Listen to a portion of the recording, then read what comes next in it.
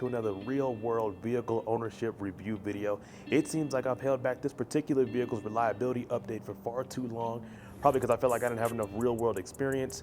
But 10 minutes later and a little over 2,500 miles, why not go ahead and introduce you guys to this? In this video, I'm obviously going to go over the good, the bad, the ugly, what sold me on this truck, all except for pricing. I want to save that for the next reliability update, whenever that is. Now, this is my 2007 Ford F150 Lariat Crew Cab, 6'4" bed. I'm already on the outside. I'm gonna go ahead and go over everything that I've added. Brand new headlight and taillight assemblies, fog lights, of course, with the brand new bulb in there as well. Towing mirrors, tint 5%, extra 5% right here, extra 5% here, 5% right there. And then we got the 5% brow. I didn't know these would stain up, but I got the dual exhaust tip coming out right here with the resonator.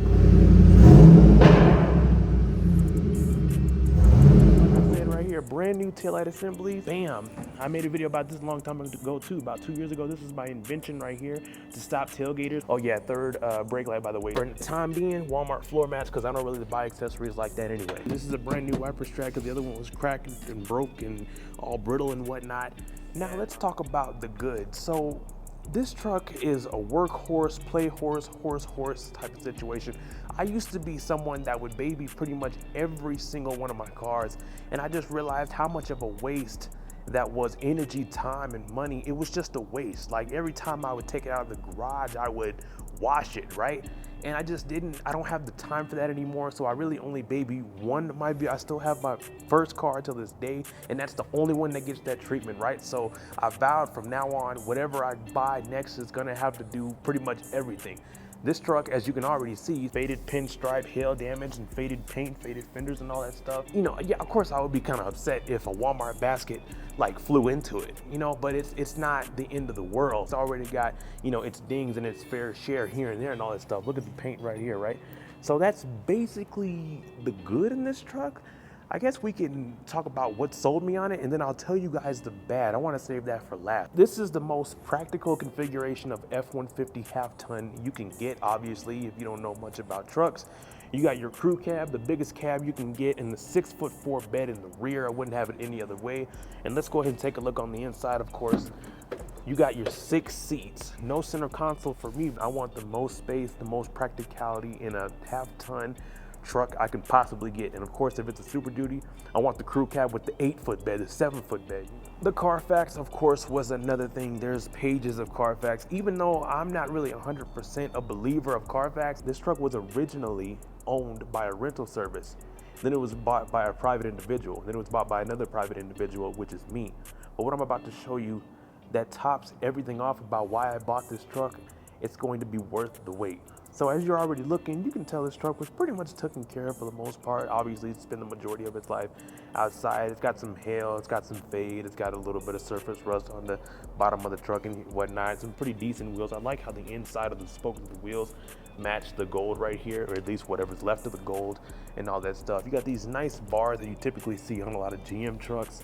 And then of course the bed cover pretty much matches the gold right here on the trim of the truck. You won't see a two-tone Lariat anymore today. That doesn't exist anymore. That's pretty much only for the King Ranch F150s. But back in the day, this truck was legitly from the factory like this with the red and the gold two-tone, or the tan, I guess you can say. It looks kind of gold right now, but it's tan pretty much. If looking at the exterior and the interior of this truck doesn't tell you this was well taken care of, take a look at something right here for a second. Let me just show you something right here real quick. Let's hop in here if you didn't see already. Take a look at the factory radio. This is the year 2024, and there's still the factory 6 CD changer radio in this truck, not some ugly little Pioneer or, you know, aftermarket. No. This is still the stock radio. What does that tell you? Somebody probably older in here. Now, if this still doesn't convince you that this truck was well taken care of after 3 owners, take a look at what's waiting in the glove box. This is like my 3rd Ford pouch, this cloth pouch. Take a look at what's in it. Look at this. This is the factory window sticker, not a drop of coffee. This is the legit factory sticker from when the truck was new. You don't even find this on a 2-year-old car anymore. You go to CarMax and get it like a 2022. You're not gonna find the window sticker. This is an 18-year-old truck and you still got the window sticker. This is so cool. I still have yet to get it laminated. I've been waiting to make this video. Not a drop of coffee or nothing on this, man. This is so cool. We're not even done here. You got extra keys and all that stuff in there. Take a look. This is the factory key code for the door. Wow. Even after it's been a rental and all that. Take a look at the cleanliness, just like in my Nissan Altima video. Yes, this is really how clean my vehicles look all the time. I don't see a reason for them not to be.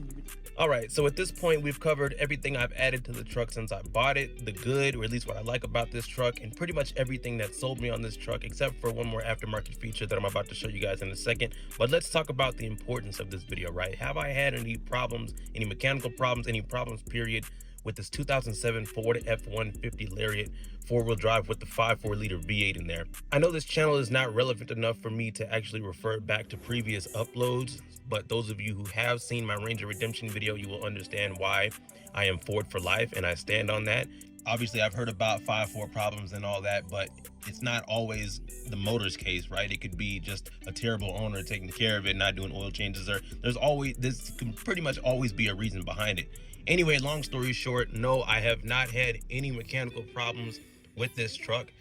Really, the only services that I did, I flushed out the coolant myself because the overflow tank looks a little dirty, but it's actually stained from the inside, so I would have to get a whole new tank. I flushed it out for like a total of 2 hours, probably like 3 months ago, and the inside of the tank is just stained, so I'm pretty sure the coolant is getting contaminated by this time. But at least it's clean now. I flushed it out. It was nice crystal clear water and put some brand new coolant in there. I did one oil change. The only problem I've had with this truck, really, 2 months ago, it reached like negative 12 degrees, right? And I figured since this is an old Fords typically have a lot of electrical problems like that. It froze to the point where the truck always thought a couple of doors were still open. Negative 12 degrees isn't necessarily the truck's fault. Even though it is an old Ford, I understood that it was going to mess something up. But that's about it, really. Just the door actuators got froze and they were stuck for about a couple of weeks. You know, had to thaw out a little bit. And that's really it. But I haven't had any mechanical problems, any issues with this truck at all. It's been fine. It's been great. 137,000 miles. As long as it looks this good, drives this good, sounds this good. I do have warranty on this truck's drivetrain. Anything goes wrong with the transmission, the motor, you know, I can get that fixed quite easily, so not worried about that. But so thanks for watching, and that's it.